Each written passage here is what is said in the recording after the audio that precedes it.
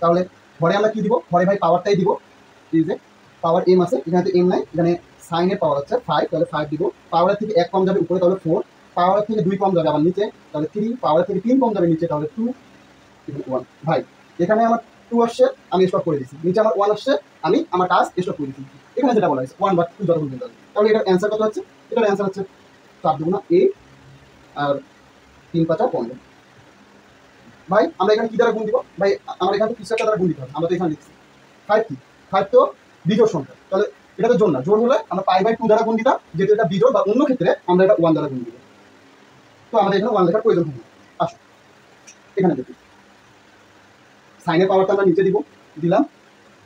পাওয়ারের থেকে 1 কম উপরে দিব 3, দিলাম। পাওয়ারের থেকে 2 কম নিচে দিব 2, আবার পাওয়ার থেকে 3 কম উপরে দিব 1, তাহলে ভাই নিচে 2 চলে আসছে, উপরে চলে আসছে 1। 2 চলে আসছে, স্টপ করে দিছি, উপরে 1 চলে আসছে, স্টপ করে দিছি। আচ্ছা এখানে 4টা কি? 4 হচ্ছে জোড় সংখ্যা, যেটা জোড়, তাই আমরা এখানে π/2 দ্বারা গুণ দিব। তাহলে আমরা দেখি কত আসে, এখানে 3 পাই, 4 দুগুণা 8, 8 দুগুণা 16। এটাই আনসার। আশা করি আমরা বুঝে গেছি।